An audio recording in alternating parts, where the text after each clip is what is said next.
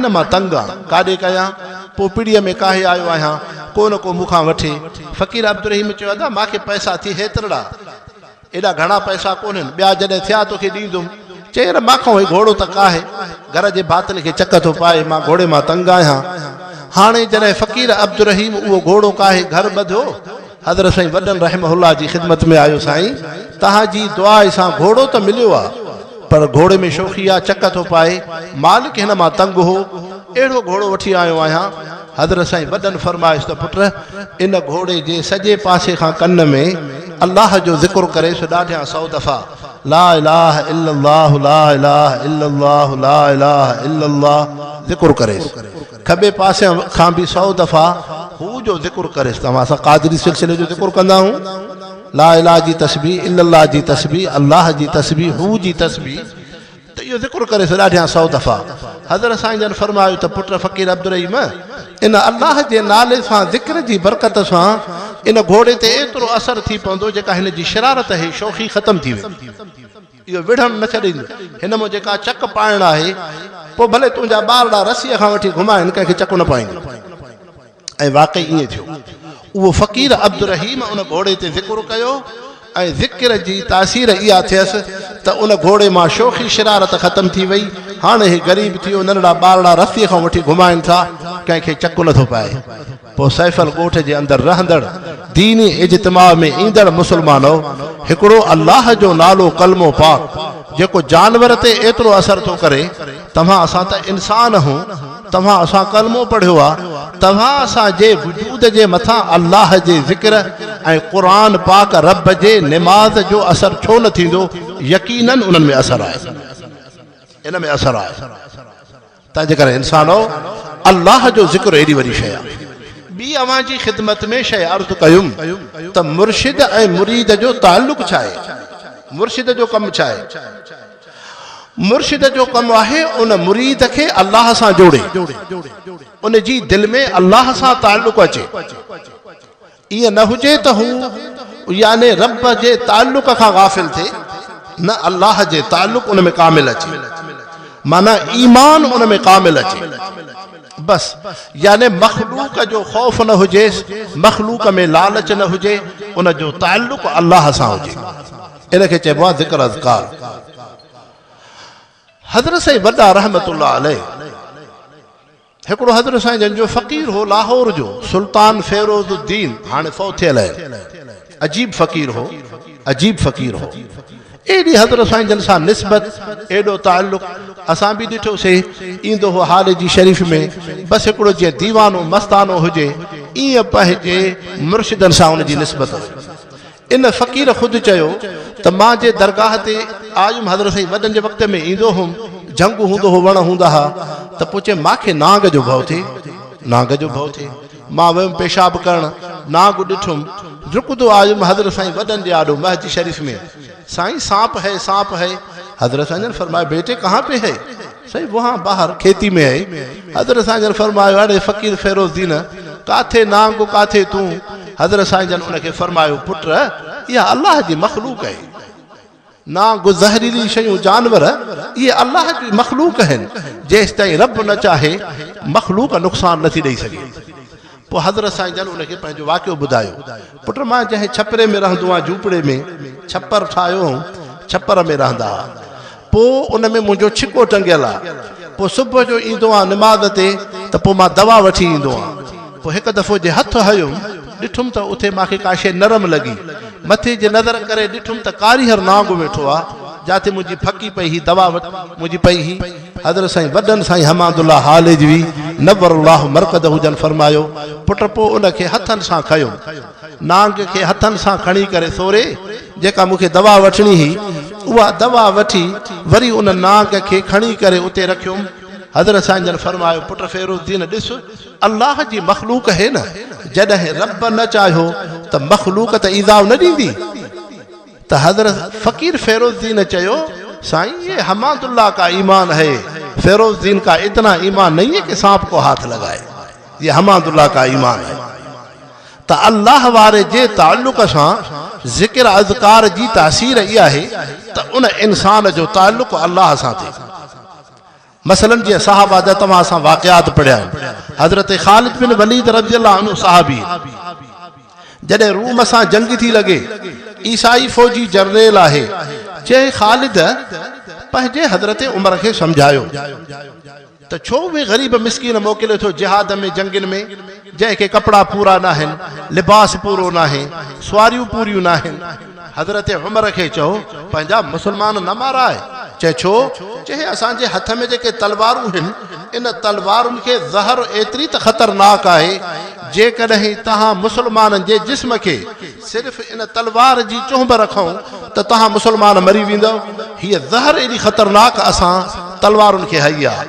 त हज़रत ख़ालिद बिन वलीद सहाबी सगोरे रज़ियल्लाहु अन्हु तव्हांजे यूनिट जो नालो बि ख़ालिद बिन वलीद आहे न उन सहाबीअ सगोरे उन रूमी फ़ौजीअ खे चयो भला तव्हां वटि का ज़हर आहे ॿी अथी ज़हर चए आहे चए ॿाहिरि कढ उन कढियईं ज़मीन ते हारियईं त ज़मीन उभरे पई एॾी ख़तरनाक ज़हर जो ज़मीन ते हारियईं त ज़हर सां ज़मीन पाणी वांगुरु उभरे थी जीअं देगड़ी में पाणी बाहि ते उभरंदो आहे त हज़रत ख़ालिद बिन वलीद सहाबीअ चयो ॿिए थांव में हिकिड़ी ज़हर कढ उन ज़हर कढी ऐं सहाबीअ सगुरे खे ॾिनई हज़रत ख़ालिद बिन वलीद रज़ियल्लाहु अन्हु उन ज़हर खे पीअण खां पहिरियां हिकिड़ी दुआ पढ़ी आहे जेका दुआ हुज़ूर अनवर सल्लल्लाहु अलैहि वसल्लम जन ॾसली आहे बिस्मिल्लाहिल्लज़ी ला यज़ुर्रु मअ इस्मिही शैउन फिल अर्ज़ि वला फिस समाइ वहुव समीउल अलीम इहा दुआ नबी पाक सल्लल्लाहु अलैहि वसल्लम हज़रत इमाम हसन हुसैन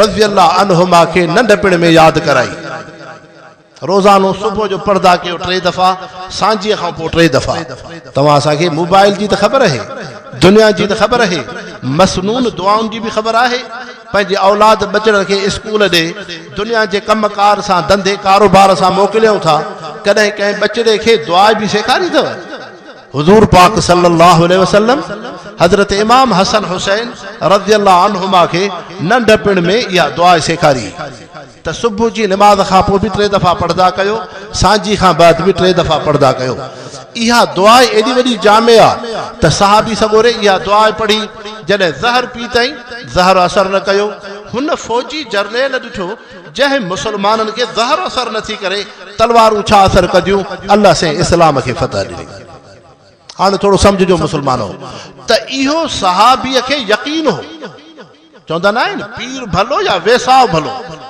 असुल यकीन आहे तव्हां असां इंसाननि जो यकीन कमज़ोर आहे असां इंसाननि खे क़ुरान पाक ते उहो यकीन कोन्हे अल्लाह जे सजदे निमाज़ ते उहो यकीन कोन्हे ज़िक्र अज़कार में उहो यकीन कोन्हे उन हलाल खाधे ते उहो असांखे यकीन कोन्हे जंहिं रब सां असांखे ताल्लुक़ रखणो आहे असांजे अंदरि उहो यकीनी पैदा कोन्हे सहाबिन सगोरनि खे हुज़ूर पाक सल्लल्लाहु अलैहि वसल्लम जे सोहबत सां यकीन थियो बस नबीअ जी सोहबत जो अहिड़ो असर थियो जो दीन जो रंग उन जे जिस्म ते अची वियो हाणे दुनिया जो असर ई कोन्हे अजीब सहाबीन इहो ख़ालिद बिन वलीद रज़ियल्लाहु अन्हु सहाबी हज़रत उमर रज़ियल्लाहु अन्हु जे खिलाफत में जॾहिं कैसर और किसरा फतह करे मस्जिद नबी में आयो मस्जिद शरीफ में हज़रत उमर साईं वेठल आहिनि सहाबा जी जमात आहे हज़रत उमर रज़ियल्लाहु अन्हु जन उथिया ख़ालिद बिन वलीद जे लाइ तारीफ़ जा लफ़्ज़ चयो हिकु शइ सम्झिजो मुस्लमान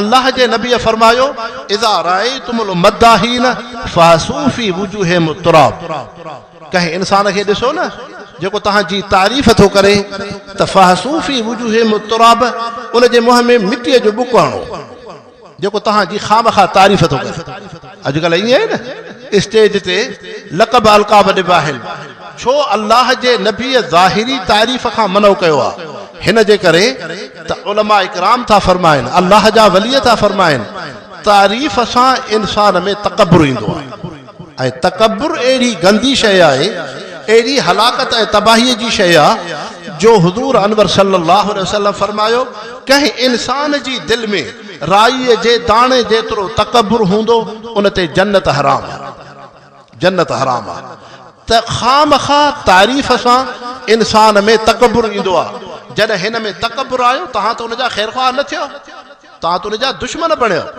जो हुन इंसान जी जन्नत था विञायो हा उन जी तारीफ़ कबी जंहिं जे तारीफ़ सां उन में तकब्बुर न अचे इहा सहाबा जी ज़िंदगी हुई अल्लाह जे प्यारनि बाननि जी ज़िंदगी, इहा अल्लाह जे वलियनि जी ज़िंदगी ही, अल्लाह जे प्यारनि बाननि जी ज़िंदगी ही, जिन में तकब्बुर न हो। हज़रत हमादुल्लाह हालिजवी नवर अल्लाहु मरकदहू, हज़रत अमरोटी साईं हलन था, हज़रत साईं जा फ़कीर हलन था, हज़रत हालिजवी सब जे पोयां आहिनि। हज़रत अमरोटी साईं जन ॾिसी फरमायो, पुट मौलवी हमादुल्लाह साहब, तूं मुंहिंजी जमात जे पोयां छो हलंदो आहीं, तूं मूंसां गॾु हलंदो कर। हज़रत साईं जन पंहिंजनि हालिजी शरीफ़ वारनि ख़िदमत में अर्ज़ु कयो त हज़रत साईं जन हलनि था, हज़रत साईं सां गॾु जेके फ़क़ीर आहिनि, हज़रत साईं जा ज़ाकिर सालिह बाना, मां हमादुल्लाह जी तमन्ना इहा आहे हज़रत साईं जे फ़क़ीरनि जे पेरनि मां जुतीअ मां जेका दज़ मिटी उॾामे थी, उहा दज़ हमादुल्लाह जे मुंहं में पए, इहा बि हमादुल्लाह जे लाइ वॾी सआदत आहे। छा त तवाज़ु हो, मन तवाज़ लिल्लाह रफ़अहुल्लाह। अॼु अल्लाह से उन्हनि अल्लाह वारनि जे नालनि खे रोशन फरमायो आहे त मुसलमानो अर्ज़ु कयुमि, हज़रत ख़ालिद बिन वलीद जी तारीफ़ थी थिए। हज़रत उमर शाही जॾहिं तारीफ़ कयूं, हज़रत ख़ालिद बिन वलीद बजाए ख़ुशि थियण जे अखियुनि मां लुड़क पए हलिया, गिरहो पए थियो। हज़रत ख़ालिद बिन वलीद उथी बीठा। हज़रत उमर शाही फरमायो उन मौक़े ते, ऐं ख़ालिद बिन वलीद, अॼु अल्लाह साईं तोखे 2 ॾींहं ॾिना आहिनि, 2 ॾींहं तुंहिंजे लाइ वॾे में वॾी सआदत आहिनि। हिकिड़ो उहो ॾींहुं जंहिं ॾींहं ते तूं हुज़ूर पाक सल्लल्लाहु अलैहि वसल्लम जे साम्हूं कलमो पढ़ी मुस्लमान थिए, हिकु तुंहिंजे ख़ुशीअ जो उहो ॾींहुं आहे। ॿियो ॾींहुं जंहिं ॾींहं ते कैसर ऐं किसरा उहे इस्लाम जे हेठां आया ऐं उते कुफ़्र ख़तमु थियो, इस्लाम अल्लाह रसूल जो नालो बुलंद थियो। ख़ालिद बिन वलीद तुंहिंजा इहे 2 ॾींहं ख़ुशीअ जा थी। हज़रत ख़ालिद जे अखियुनि मां लुड़क पे आया। हज़रत ख़ालिद बिन वलीद उथी बीठा।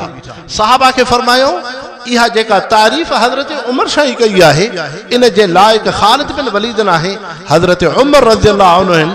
हिन जहिड़ा ख़लीफ़ा आहिनि जंहिं जे ख़िलाफ़त में अल्लाह साईं इस्लाम खे एॾो वॾो बुलंद कयो आहे। जे कैसर ऐं किसरा जूं सल्तनतूं फतह थियूं आहिनि, ख़ालिद बिन वलीद जो कमाल कोन्हे, कमाल हज़रत उमर फारूक जो आहे।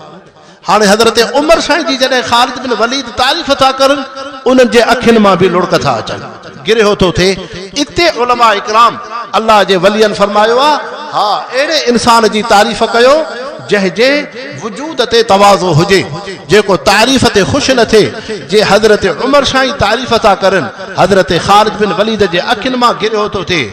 जे हज़रत ख़ालिद बिन वलीद तारीफ़ था करनि, हज़रत उमर साईं जे अखियुनि में गिरहो थो अचे।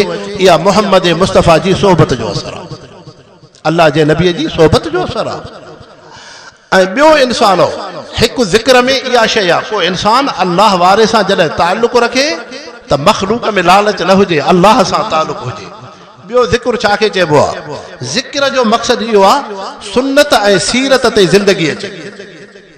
सुन्नत ऐं सीरत ते बसि पंहिंजो रिश्तेदार आहे, बचड़ा आहिनि, दोस्त अहबाब आहिनि, बिरादरी आहिनि, जे सुन्नत ते ज़िंदगी आहे त ख़ुशि थिए।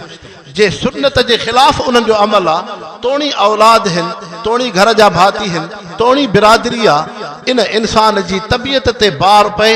इहो आहे अल्लाह वारे जे ताल्लुक़ जो असर। सुन्नत ते ख़ुशी थिए, सुन्नत ते ख़ुशी थिए। असांजा हज़रत साईं हाफ़िज़ महमूद असद साहब नव्वरल्लाहु मरकदहू ख़िदमत में हज़रत साईं वॾनि जो हिकिड़ो फ़क़ीर हो शेख साहब। पोइ उन दावत अर्ज़ु कई, पोइ हज़रत साईं जन फरमायो, पुट ईंदासीं, पन्ने आकिल में रहंदो हो।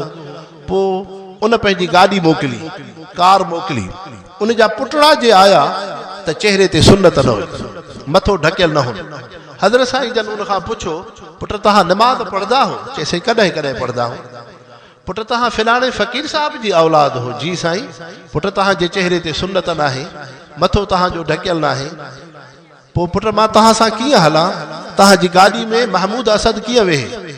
पोइ हज़रत साईं जन उनखे फरमायो, पुट अॼु मूंसां वाइदो कयो, असां निमाज़ जमा सां पढ़ंदासीं, पाबंदी सां फ़र्ज़ पढ़ंदासीं, ऐं ॿियो चेहरे ते हुज़ूर पाक सल्लल्लाहु अलैहि वसल्लम जी सुन्नत रखंदासीं।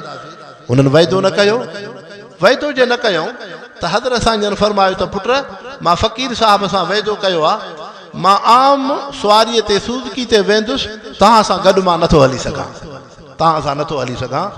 पोइ मथो लफ़्ज़ फरमायो त पुट जेकॾहिं तव्हां कावड़ियो, फ़क़ीर साहब जा बचड़ा हो, तव्हां कावड़ियो त ख़ैरु आहे। क़यामत जे ॾींहुं हुज़ूर पाक सल्लल्लाहु अलैहि वसल्लम जे साम्हूं अचबो, जे अल्लाह जे नबी फरमाइन जह इंसान में नमाज न हुई, जह इंसान में सुन्नत न हुई, जह इंसान जे मां मोहम्मद मुस्तफ़ा सां ताल्लुक़ न हो, महमूद असद तू उन सां दोस्ती छो रखी, तू उन सां संगत छो रखी, तू उन सां सफ़र छो कयो। पोइ अल्लाह जे नबीअ खे छा जवाबु ॾिबो? इते हज़रत साईं जन फरमायो पुट नाराज़ था थियनि भल थियनि, बिरादरी नाराज़ थिए थी भल थिए, मुरीद नाराज़ थियनि था भल थियनि, पर महबूब मुस्तफ़ा जी नाराज़गी बर्दाश्त न कबी। पोइ उन्हनि सां गॾु उन कार में न विया। हज़रत वाल साहब खे फरमायो पुट सूज़की में मुंहिंजी जॻह रखायो। हिकिड़ो गॾु फ़क़ीर खयो, पोइ उन सूज़की ते आया, उन फ़क़ीर खे चयो पुट मुंहिंजो तोसां वाइदो हो तुंहिंजी दावत खाईंदुसि, तंहिंजे करे अहिड़े इंसान सां सफ़र न कबो जंहिंमें निमाज़ ऐं हुज़ूर पाक सल्लल्लाहु अलैहि वसल्लम जी सुन्नत न आहे। इहो आहे ज़िक्र जो असरु। हाणे तव्हां असां पंहिंजी मिज़ाज तबियत खे ॾिसूं त असांजी तबियत कंहिं दुनियादार सां ख़ुशि थी थिए या आलिम दीन ग़रीब मिसकीन सुन्नत वारे खे ॾिसी ख़ुशि थी थिए। जे उन दुनियादार पैसे वारे इंसान खे ॾिसी असांजी दिलि में ख़ुशी थी अचो, सम्झो त तव्हां ते अल्लाह वारे जी सोबत जो असरु न आहे, तव्हां ते ज़िक्र जो असरु न आहे। उन ज़िक्र ऐं अल्लाह वारे जी सोबत जो असरु तॾहिं आहे जॾहिं आलिम दीन उन ग़रीब मिसकीन सुन्नत ऐं सीरत वारे खे ॾिसी तव्हांजे दिलि में अहमियत अचे ऐं दुनियादार खे ॾिसी तव्हांजी दिलि ते असरु न पए। ऐं टी शइ अल्लाह वारे सां ताल्लुक़ ऐं ज़िक्र जी, इहा शइ आहे दुनिया में इंसान ॿिनि क़िस्मनि जा हूंदा आहिनि। सम्झो इंसान तव्हां दीन ते हलंदव, दीन जो कमु कंदव, कंहिं बि दीन जे शोबे में हूंदव, दुनिया में घुमंदव फिरंदव, तव्हांजे साम्हूं ॿिनि क़िस्मनि जा इंसान हूंदा। कहिड़ा? हिकिड़ा खामखा तव्हांजी ख़ुशामद कंदा, साईं साईं तारीफ़ कंदा, लक़ब लक़ब कंदा, मुफ्ती ताहिर हालिज बि त ॾाढी भली तकरीर कंदो आहे, वाह साईं तकरीर त तुंहिंजी ई। हाणे हिकिड़ा इंसान तारीफ़ कंदा, हिकिड़ा वरी गिला ग़ीबत कंदा, उनखे घटि वधि ॻाल्हाईंदा। त हाणे अल्लाह वारे सां ताल्लुक़ जो असरु इहो आहे तूं तारीफ़ ते ख़ुशि न थी, कंहिंजी गिला ग़ीबत ते तोखे सदमो न थिए, इहो मालूम थियो त तोखे अल्लाह वारे जे सोबत जो असरु आहे। अल्लाह वारे जी सोबत जो, उन बैयत जो, उन ज़िक्र जो तॾहिं तो ते असरु थींदो जॾहिं कंहिंजे तारीफ़ ते ख़ुशि न थी ऐं कंहिंजे गिला ग़ीबत गार गंद ते तोखे कावड़ न अचे। तो में एतिरो सब्र बर्दाश्त हुजे, अल्लाह सां तुंहिंजो ताल्लुक़ हुजे। वञी पंहिंजे बुज़ुर्गनि जी तारीख़ ॾिसो, अहलुल्लाह जी ज़िंदगी ॾिसो, उन्हनि में इहे ई शयूं हुयूं। अल्लाह सां ताल्लुक़ कामिल हो, सुन्नत सीरत जी ज़िंदगी ही, कंहिंजे तारीफ़ ते ख़ुशि न पिया थियनि, कंहिंजे गिला ग़ीबत ते सदमो न पियो थिए। तंहिंजे करे इंसानो तव्हां असां ते दीन जो रंग तॾहिं चढ़ंदो जॾहिं तव्हां असां अहलुल्लाह जे उन मल्फ़ुज़ात खे पढ़ूं, उन्हनि जे ज़िंदगियुनि खे ॾिसूं ऐं उन्हनि अल्लाह वारनि जी अहिड़ो त रब सां ताल्लुक़ आहे जो दुनिया जी कंहिं शइ जी परवाह कोन्हे, जंहिंमें अल्लाह जी रज़ा, जंहिंमें अल्लाह जी रज़ा। तंहिंजे करे हीअ सिंध धरती अल्लाह से हिन खे वॾी दीन सां नवाज़ियो आहे। अवां जो इज्तिमा तहफ़ुज़ ख़त्म नबूवत जे उनवान सां आहे। मुस्लमानो, जीअं अक़ीदे ईमान जी दीन में बुनियादी हैसियत आहे, ईअं ख़त्म नबूवत जो अक़ीदो बि उम्मत मुस्लिमा में बुनियादी आहे। जेको इंसान मुसलमान थो सॾराए, हुक्मरान आहे, सरदार आहे, नवाब आहे, ताजिर आहे, वापारी आहे, आम इंसान आहे, जहिड़ो बि तबिके जो इंसान आहे, तो में निमाज़ दीन मुसलमानी कलमो कामिल तॾहिं आहे जॾहिं तो में अक़ीदे तहफ़ुज़ ख़त्म नबूवत हुजे। उन जो मां मिसाल दोस्तनि खे ॾींदो आहियां। जीअं तव्हां असांजो जिस्म आहे, हाणे हथ बि आहिनि, पेर बि आहिनि, उज़वा बि आहिनि, पर इन्हनि में हिकिड़ो इंसान पेर खां माज़ूर हुजे ज़िंदा रही थो सघे, हथ खां माज़ूर हुजे ज़िंदा रही थो सघे, ज़ुबान आहे गूंगो आहे नथो ॻाल्हाए ज़िंदा रही थो सघे, अखियूं हुजनि से ॾिसे नथो नाबीनो आहे ज़िंदा रही थो सघे। इहे हिन इस्लाम जा अहकाम, नमाज़, रोज़ो, हज, ज़कात, सुन्नत, सीरत, ज़िक्र, अज़कार, दुरूद, इहे इस्लाम जा जेके अहकाम आहिनि। इस्लाम आहे इंसान जे वजूद वांगुरु, इहे इस्लाम जा अहकाम आहिनि उज़वनि वांगुरु। हाणे इंसानो अक़ीदा ख़त्म नबूवत अथव मुंडीअ वांगुरु। जीअं तव्हां असांजी मुंडी आहे, अहिड़ो इंसान ॾेखारियो जंहिंखे मुंडी न हुजे, उहो ज़िंदा हुजे न, मुंडी हूंदी त ज़िंदा हूंदो। अक़ीदा ख़त्म नबूवत आहे त तव्हांजो हर अमल अल्लाह वटि क़बूल आहे। नमाज़ बि क़बूल, रोज़ो बि क़बूल, दुरूद बि क़बूल, इश्क़ मुस्तफ़ा बि क़बूल, दीन ते हलण बि क़बूल, इबादात बि क़बूल। जे अक़ीदा ख़त्म नबूवत नाहे काई इबादत तव्हां जी अल्लाह वटि क़बूल न आहे बल्कि मरदूद ऐं मलऊन आहे। तंहिंजे करे अल्हम्दुलिल्लाह तव्हां असांखे अकाबिर असलाफ इहा दौलत ॾिनी आहे। हज़रत अनवर शाह कश्मीरी रहमहुल्लाह देवबंद जे अंदरि आख़िरी दर्स हदीस था ॾियनि। आख़िरी हज़रत मंजूर अहमद नौमानी जेके मारूफ़ुल हदीस जा मुसन्निफ़ आहिनि फरमाइनि था आख़िरी दर्स हदीस ॾिनो। उन खां पोइ हज़रत अनवर शाह कश्मीरी हदीस पाक पढ़ाइण जे क़ाबिल न हा, ज़ईफ़ुल उम्री ही। असर खां बाद उलमा तुलबा खे गॾु करे नसीहत पिया करनि। उन नसीहत में रुना रोई करे उलमा तुलबा खे फरमायूं पुट मां त सॼी ज़िंदगी ज़ाइ कई, मां इमाम आज़म अबू हनीफ़ जे जुज़वी मसाइल खे तरजीह जे लाइ ॿियनि फ़ुक़हा ते मां उन ते महिनत कई, पर अनवर शाह कश्मीरी तौहीद ऐं तबलीग ऐं अल्लाह जे दीन जी बुलंदी ऐं हिफ़ाज़त जो कमु न कयो। रब खे छा जवाबु ॾींदुमि? पोइ आख़िर में रोई नसीहत जा ॿ लफ़्ज़ फरमायूं। हिकिड़ो इहो लफ़्ज़ फरमायूं उलमा अंग्रेज़ी ज़ुबान में महारत हासिल कयो, अंग्रेज़ी ज़ुबान में, ताकि जेके गैर मुस्लिम आहिनि उन्हनि जे साज़िशुनि खे तव्हां सम्झो, जेके दीन जे ख़िलाफ़ अक़ाइद ईमान जे ख़िलाफ़ हरबा हलनि था, तव्हां उन्हनि खे अंग्रेज़ी ज़ुबान सां अंग्रेज़ सां मुक़ाबिलो कयो। ॿियो हज़रत अनवर शाह कश्मीरी फरमायो उर्दू ज़ुबान में महारत हासिल कयो, ताकि तव्हां अक़ाइद ते महिनत कयो ऐं बातिल फ़िरक़नि खां मुस्लमाननि जे ईमान खे बचायो। फरमायो जीअं मिर्ज़ाइयत जो फितनो आहे, क़ादियानियत जो फितनो आहे। पोइ हज़रत अनवर शाह कश्मीरी रहमहुल्लाह जॾहिं ज़ईफ़ुल उम्री में हा, लठ ते हलंदा हा, तव्हांजे पाकिस्तान जे बहावलपुर जी रियासत जे अंदरि कोरट में हिकिड़ो मसाइलो आयो। कहिड़ो मसाइलो आयो? मुस्लिम हिकिड़ी ख़ातून जो निकाह थियो मिर्ज़ाई सां, मिर्ज़ाई सां निकाह थी पियो। उन औरत उते दरख़्वास्त ॾिनी त मां मुस्लमान औरत आहियां, मुंहिंजो मिर्ज़ाई सां निकाह थियो आहे, लिहाज़ा कोर्ट मूंखे अदालत उन निकाह खां अलॻि करे त मां कंहिं मुस्लमान सां निकाह कयां, मुंहिंजो मिर्ज़ाई सां निकाह न आहे। हाणे अदालत में मसाइलो हलियो। हज़रत अनवर शाह कश्मीरी देवबंद खां हलनि था, तव्हांजे बहावलपुर जी रियासत में कोर्ट जे अंदरि जज जे साम्हूं बीठा 6 कलाक हज़रत अमरोटी हज़रत अनवर शाह कश्मीरी रहमहुल्लाह लठ ते बीठा आहिनि। क़ुरान जा दलाइल, हदीस जा दलाइल, हज़रत अबू बकर सिद्दीक़ रज़ियल्लाहु अन्हु जी ख़िलाफ़त जा दलाइल ॾींदे ॾींदे जज खे क़ाइल कयो। जज इहा फ़तवा ॾिनी त बराबरि मिर्ज़ाई जंहिं को दीन इस्लाम सां उनजो ताल्लुक़ कोन्हे, मुहम्मद मुस्तफ़ा जे नबूअत जो गुस्ताख़ आहे, तंहिंजे करे उन फ़तवा ॾिनी इहा मुस्लमान औरत इन जे निकाह में नथी रही सघे। हे उहो हज़रत अनवर शाह कश्मीरी जी महिनत आहे, अञा पाकिस्तान बाद में थो ठहे। तंहिंजे करे तव्हां असांजे अकाबिर असलाफ जूं हेॾियूं महिनतूं आहिनि। तंहिंजे करे पंहिंजे अकाबिर जी ज़िंदगी खे ॾिसो, उन्हनि कीअं अक़ीदे ईमान ऐं बातिल सां मुक़ाबिलो कयो आहे। सिर्फ़ अल्लाह अल्लाह ज़िक्र ते महिनत न कई, बल्कि दीन जा मुहाफ़िज़ थिया। हज़रत हमादुल्लाह हालिजवी, जनरल अयूब सदर आहे, मौला बश खान सूमरो वज़ीर आला है, हज़रत हालिजवी सां निस्बत है।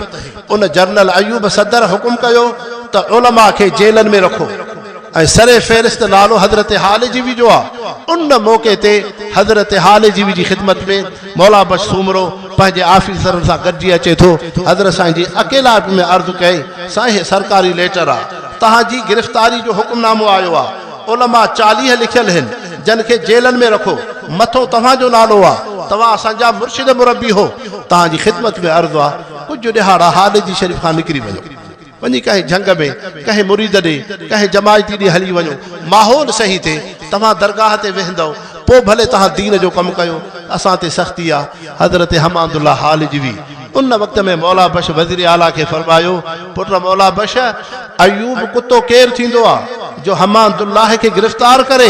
हमादुल्लाह जो क़सूर ॿियो त कोन्हे, मस्जिद में वेठो आहे। जेके इंसान रब जो नालो था पुछण अचनि, अल्लाह अल्लाह रब जो नालो थो ॾसले, मां अल्लाह जे घर खे वैरान कयां जंहिंमें जमात सां निमाज़ थी थिए, हमादुल्लाह वञे त मस्जिद में निमाज़ जमात सां न थिए।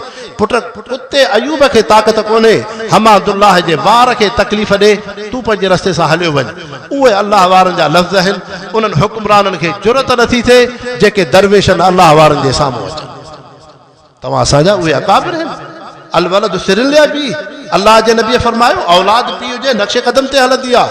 पोइ जे तव्हां असां हज़रत अमरोटी हज़रत हालिजवी अहलुल्लाह जा जानशीन ऐं उन्हनि जो रूहानी ताल्लुक़ था ॼाणायूं, पंहिंजे असलाफ अकाबिर जे नक्श कदम ते हलो। उन्हनि जी जमात जमियत उलमा इस्लाम आहे।